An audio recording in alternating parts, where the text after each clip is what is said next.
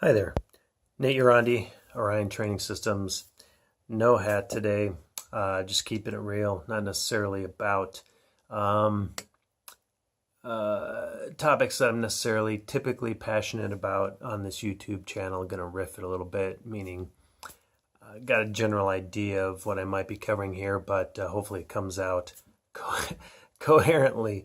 A couple of conversation threads have come together and really I don't know, just inspired me earlier today, meaning literally 5 minutes ago, to try and bring them all together in some way. It started out with a talk with my son at the dinner table. My wife, my son, and I were sitting around, and he's in his senior year, so he's almost ready to go to college here. And our daughter's already away at college. And he was talking about how stressed he was. And so I was talking about how, you know, every decision you make up to this point in your life kind of frames the way that you are in this exact time and space. And, I said it starts, since we're talking about high school, it starts from your freshman year. And every decision you make up to this point, your study habits, your friends that you choose over those you don't choose, how late you stay up, the sports that you play or choose not to play, in which case he plays sports year round. So, another time constraint. Do you work? Do you not work? How do you study? All those things. How do you prioritize your free time? Is it study first and then have fun later? Or is it have fun first and study later, so on? I said, all those things bring you to where you are today. And it was just trying to be a lesson I was trying to impart to him. And at that age, when you're 17, on the cusp of 18, you kind of half listen. But it made me realize that this making of choices, this culmination of things, it's like I think back to my own time growing up and going into college. I swam through college. So I was a year-round single sport athlete. And in high school, I made the conscious choice, well, maybe it's subconscious at first, but I made the choice to be an athlete student rather than a student athlete. In high school, everything came to me really easily scholastically, so it almost wasn't a choice. In college, I had to really step up my game. I remember the first paper I wrote for college, I got a D plus. And this was me writing it the way I wrote in high school, getting, B pluses, A minuses, A's. And I was like, no sweat. Boy, that was an eye opener. So I had to adjust some things. But in still so doing, I still put athletics first. What does that mean? I never pulled an all-nighter. I didn't go out partying every weekend. I made sure I got enough sleep. And I drew a line. And I almost never crossed that line. It's like, is what I'm about to do or is what I'm currently doing counterproductive to me being the best athlete I can be? And if the answer to that was yes, then it was a calculated choice. Do I do this or not? And more often than not, I chose not to. And then I realized that there were going to be certain repercussions with that choice. And I was okay with that. I'm not saying this is the way it should be. This is just me. I went into college thinking I was going to major in law and that I was going to be an attorney. I loved debating in high school. Loved train. I loved debating in high school and, just creating an argument and getting up in front of folks and displaying that. I loved researching and so forth. Well, almost immediately in my first political science class, in my constitutional law class, I was like, this sucks. What I really enjoyed studying was anthropology. So I was like, I'm going to be an anthro major because I love this stuff. I love studying the history of humans. And as I got further on and I declared my major, people would say, what are you going to do with that degree? I was like, whatever I want. the biggest things I learned in college were critically thinking and critically communicating and learning how powerful the written and spoken word can be. So it didn't matter what I was studying. What matters is that I enjoyed what I was studying, and I was taking these tools and putting them to bear in this major, whatever the major was, in my case, anthropology. And so what did I do? I raced for almost a decade professionally out of college in triathlon. So that's what I did with my degree.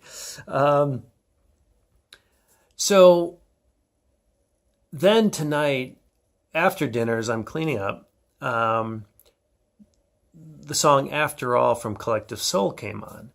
And when I heard the line, and lately it seems we've been chasing what time's resolved, it got me thinking, and that is maybe rather than determining our path forward and determining our destiny, maybe it's already predetermined. And I'm not talking about in a cosmic, God type of way. Rather, maybe there's a stake in the ground out there, and the choices we make are taking us towards that stake one way or another. It could be a direct path, could be tangential that we eventually veer back, could go in this direction and we veer back. But I think for the majority of us, there's some predetermined outcome that we're already spinning toward. And let me give you a couple of examples. I remember before I raced Kona, the Ironman and World Championships in Kona in '92, dating myself a little bit. First of all, it wasn't even a goal of mine that year, but I qualified at a race in May, and I was like, yeah, sure, why not? So I signed up and I went. About 3 weeks before that, I totally swore off girls, women. I'd been in a long relationship. It ended. I then spent very little energy on a bunch of women instead of a lot of energy on one, meaning I went on a date. If I got a kiss goodnight, great. If I didn't care. I just wanted to have light fun and not be invested. Well, that sucked. It's like I knew what I wanted. I wasn't meeting, the woman of my dreams. So I was like, you know what? I'm swearing off women. I know what she looks like. I know what her personalities are like, and her proclivities are like. So when I meet her, I'll know. Until then, I'm out of the dating scene. That was 3 weeks before I went to Hawaii. I get there the weekend before the race. I'm hitchhiking on the Queen K Highway. 5 minutes later, the woman who ends up being my wife pulls over and picks me up. So think of all the things that had to come together over the first quarter century of my life, as well as the first quarter century of hers, to put us in that exact spot at that moment. Not that long ago, I had lost touch with my high school best friend, Brock Har. And for about a decade, I was like, this was before the internet really exploded. So I was like, man, I don't really know how to get in touch with Brock. I wish I could. I'd love to reconnect with him. We just kind of slipped away. 2 days later, I get a card in the mail from my older sister. And in it were some photos. And the card read, I found these and I thought you'd enjoy them. It was pictures of Brock and me swimming in a meet and, just some candid ones of us joking, before our event and celebrating afterwards. I was like, wow, that's weird. The next day, he calls me. How he found my number, I don't know. But think of that. Think of, I think that's called synchronicity or something like that in the psychology world. Like if you're thinking about somebody far off, is it because at that moment in time they're thinking about you as well? I think that's called synchronicity, but don't quote me on that. But, stuff like that just lets me know there's something greater occurring out there. You can call it God. I don't. It doesn't matter. That's not what this is about. But does this mean we should just live without purpose and just stroll through life without goals and dreams and aspirations? Absolutely not. But what I think is critical is to have a moral compass. And it's monumentally important to decide, where you're going to draw a line on certain things. And then you need to fortify and defend that line with all that you are. And the reason I close with this is because with the Olympics just having happened and with a bunch of conversations that I've been brought into, it's really interesting to see where people are on that continuum with regards to clean sport, with regards to morality, and associate with that. Like, why are people in sport? Is it just to make money? Is it to do themselves proud, to do their family proud, to do their loved ones proud, to do their kids proud? What is it? And so, that's what I mean by drawing that line. And it's different for each one of us. But once you draw it, you got to fortify it. You have to defend it. You can't create excuses. You have to be who you are at your core and not let others corrupt that.